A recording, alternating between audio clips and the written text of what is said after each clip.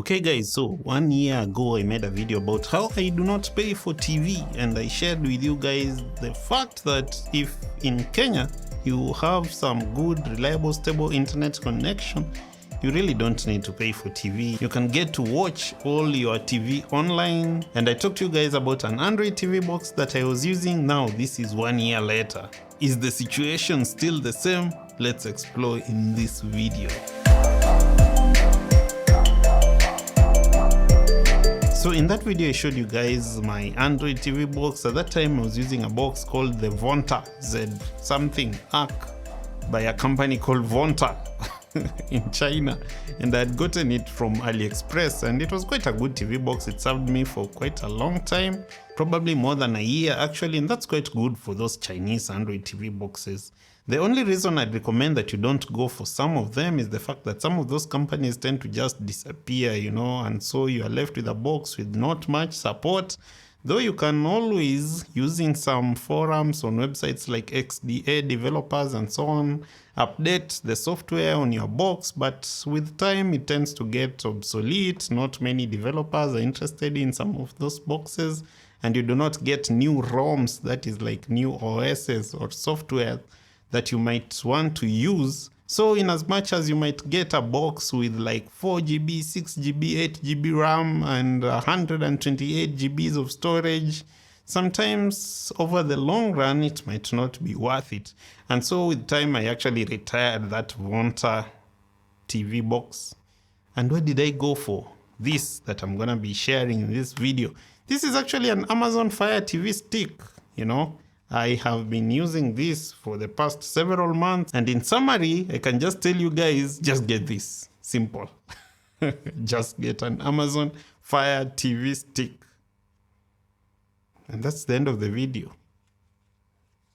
Okay, if you'd want more details, let's go on. But before we go on now, why don't you just subscribe if you're not yet subscribed, and hit that notification bell so that you do not miss when I make another gadget video, another app video, another cool spaces or desk setup video. You guys know the kind of stuff we do over here.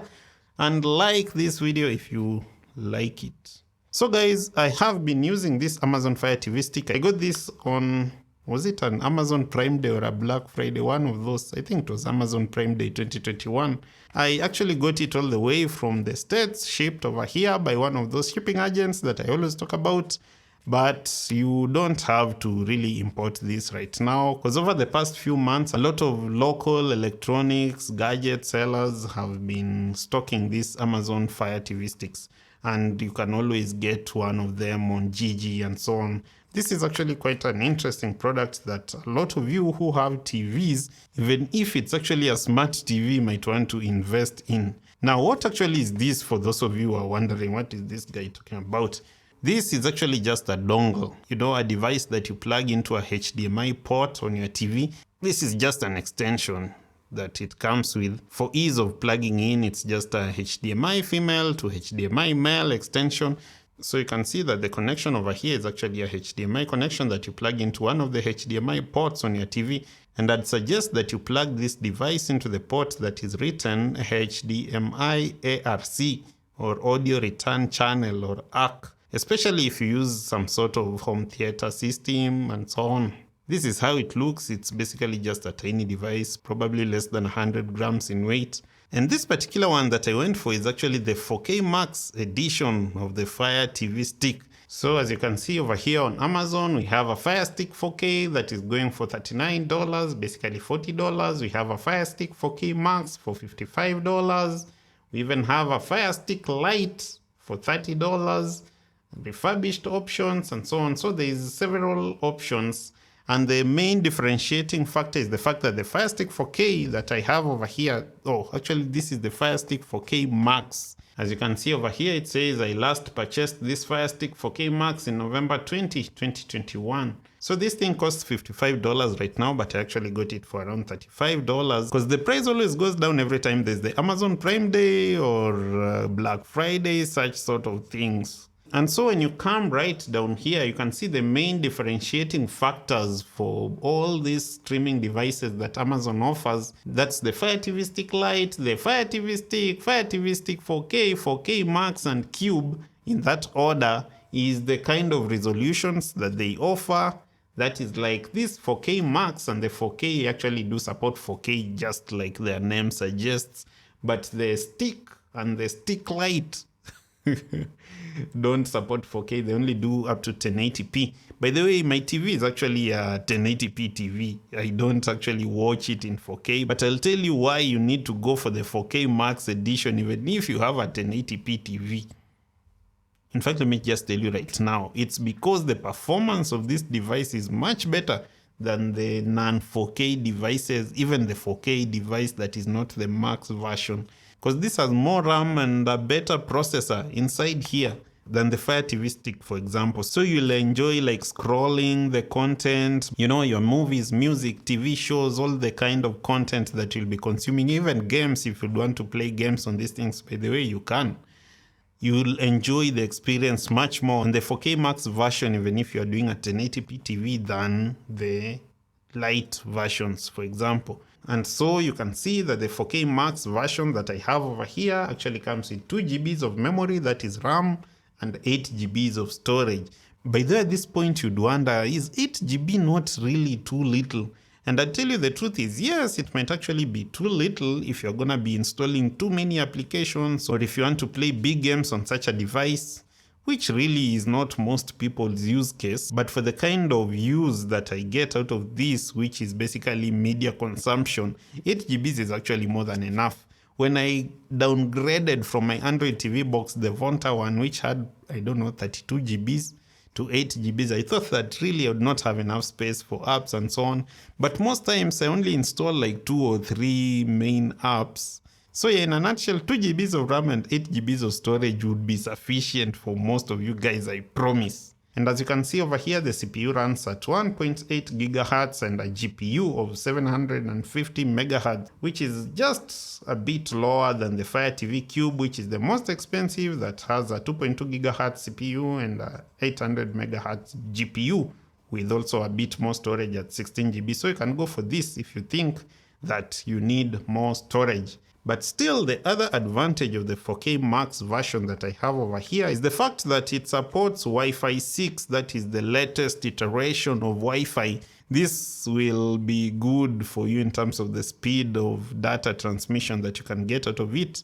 And so you can even watch 4K content without any kind of buffering whatsoever.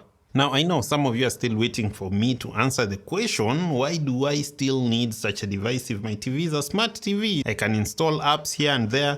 The truth is, even your smart TV will go obsolete in probably a year or two, much faster than some of these devices. You know, most times the TV manufacturers, LG, Samsung, and so on, are interested in delivering to you nice hardware, a good panel, and some good software, but they never follow through with software updates for that much longer. In fact, many times, most of these cheapish Android TVs in the market might never get an update. You'll get tired of that OS, it will get slow and buggy.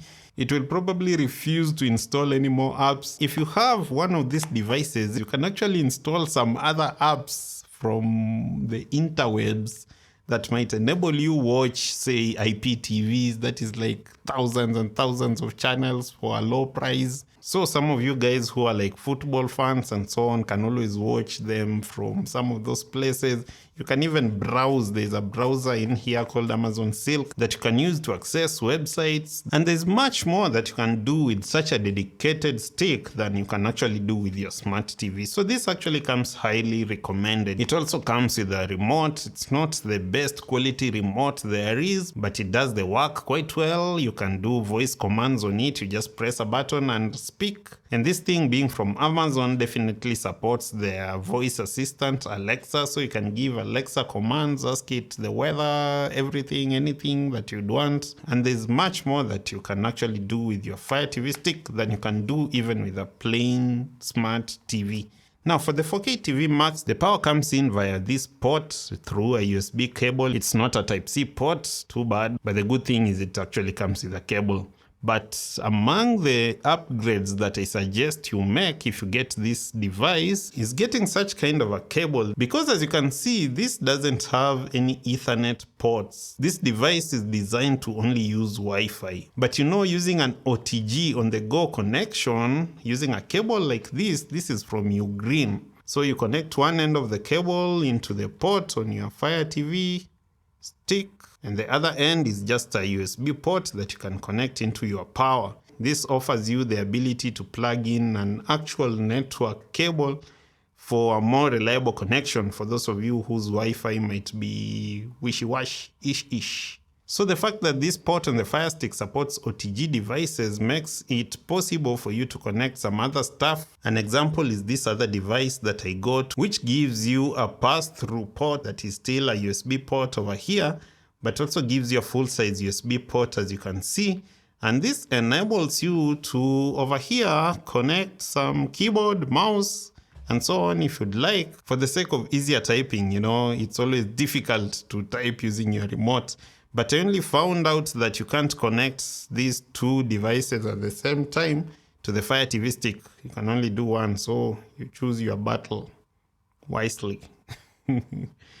So far, I've been using the Amazon Fire TV stick. I have some apps installed over there that I use to watch content over the internet, be it YouTube or some other apps. And so far, I can say that the experience is awesome. The 4K TV Max is actually very nice in terms of performance. The scrolling doesn't lag. Things load up very smoothly and fast, and you will generally enjoy the experience. So now, do I still not pay anything to watch TV?